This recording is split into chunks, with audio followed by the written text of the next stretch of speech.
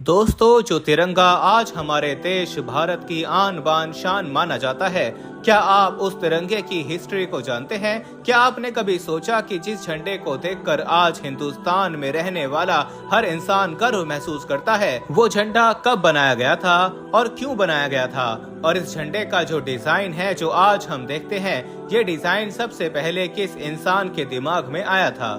तो दोस्तों, इस तरह की तमाम चीजों के बारे में आज की इस वीडियो में हम बात करेंगे और भारत के झंडे से जुड़ी बहुत जरूरी बातें आज के इस वीडियो में हम जानेंगे। तो दोस्तों, वीडियो शुरू करने से पहले बस मेरी आपसे छोटी सी गुजारिश है कि नए आने वाले दोस्त चैनल को सब्सक्राइब करके साथ ही में बेल आइकन को भी प्रेस कर दें और हमारी हौसला अफजाई के लिए हमेशा की तरह हमारी इस वीडियो को भी लाइक कर दें, ताकि हम आपके लिए इसी तरह की और भी वीडियोस लाते रहें।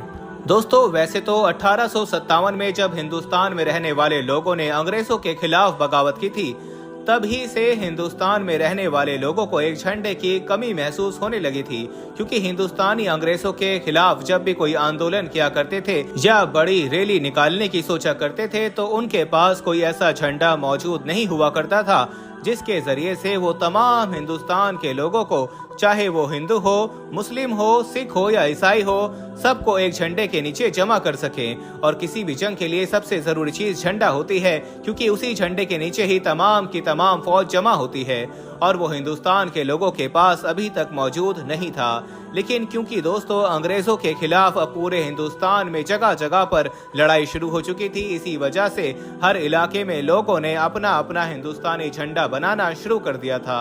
अगर आप इंडिया के झंडे की हिस्ट्री को पढ़ेंगे तो सबसे पहले आपको 1906 में बनाया हुआ वो झंडा दिखाई देगा, जो बंगाल में बनाया गया था। बंगाल में अंग्रेजों के खिलाफ एक रैली निकाली गई थी, जिसमें एक ऐसा झंडा बनाया गया था जो 3 रंग से बनाया गया था, और ये शायद हिंदुस्तान का पहला तिरंगा भी था। दोस्तों, वीडियो में आगे बढ़ने से पहले हम आपको यही बताना चाहते हैं कि शुगर एक ऐसी बीमारी है जो आजकल ज्यादातर लोगों में देखी जा रही है। इसलिए हम आपके लिए अफ्रीका की जड़ी बूटियों से बनी एक ऐसी दवाई लेकर आए हैं जिससे आपकी शुगर की बीमारी बिल्कुल जड़ से खत्म हो जाएगी। मर्दाना कमजोरी और धात के मरीजों के लिए भी हमारे पास बहुत ही कामयाब दवाई मौजूद है, जिसको अगर आप एक बार इस्तेमाल कर लोगे तो इंशाल्लाह अपनी दुआओं में हमेशा याद रखोगे। सिर्फ एक ही महीने ये दवाई खानी होती है। इस नंबर पर एड्रेस व्हाट्सएप करके आप दवाई ऑर्डर कर सकते हैं या फिर आप कॉल करके अपना ऑर्डर लिखवा सकते हैं।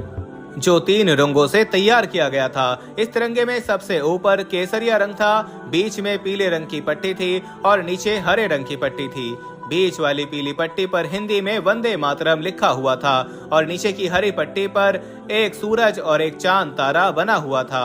इसके बाद हिंदुस्तान का अगला झंडा भीकाजी कामा ने 22 अगस्त 1907 को बनाया था। ये झंडा बंगाल के झंडे से थोड़ा सा अलग था। इसमें सबसे ऊपर वाली पट्टी हरी थी और नीचे की पट्टी केसरिया नहीं बल्कि लाल कलर की थी। बाकी तकरीबन ये झंडा बंगाल के झंडे की ही तरह सेम था। उसके बाद धीरे धीरे फादर ऑफ नेशन यानी गांधी जी को भी हिंदुस्तान के झंडे की टेंशन सताने लगी थी, और उनके दिमाग में भी यही बात चल रही थी कि हिंदुस्तान का एक ऐसा झंडा होना जरूरी है जिसके नीचे तमाम हिंदुस्तान में रहने वाले लोग जमा हो सकें। गांधी जी ने पिंकली वेंकैया नामी एक शख्स को ये ऑर्डर दिया कि तुम एक ऐसा झंडा तैयार करो कि जिसमें हरा और लाल दोनों रंग हो और उन दोनों रंगों के ऊपर एक चरखा बना हुआ हो। गांधी जी के ऑर्डर पर पिंकली वेंकैया ने एक ऐसा झंडा तैयार किया कि जिसमें ऊपर हरा कलर था और नीचे रेड कलर था और उन दोनों के बीच में एक चरखा बना हुआ था। लेकिन गांधी जी को ये झंडा बिल्कुल भी पसंद नहीं आया।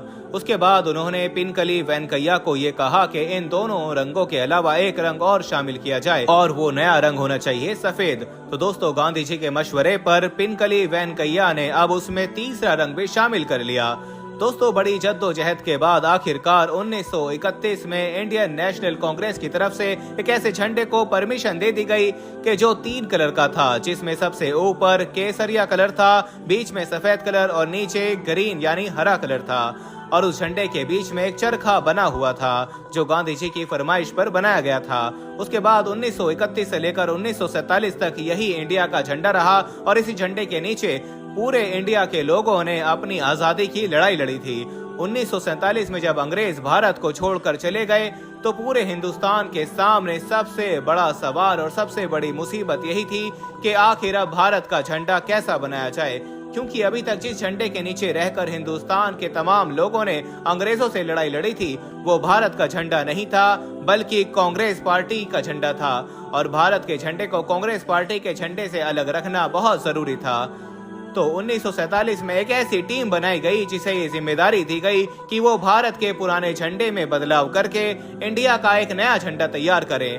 उस टीम में जवाहरलाल नेहरू, डॉक्टर भीमराव अंबेडकर, सरदार वल्लभ भाई पटेल और डॉक्टर मौलाना अब्दुल कलाम आजाद जैसे बड़े बड़े नेता शामिल थे।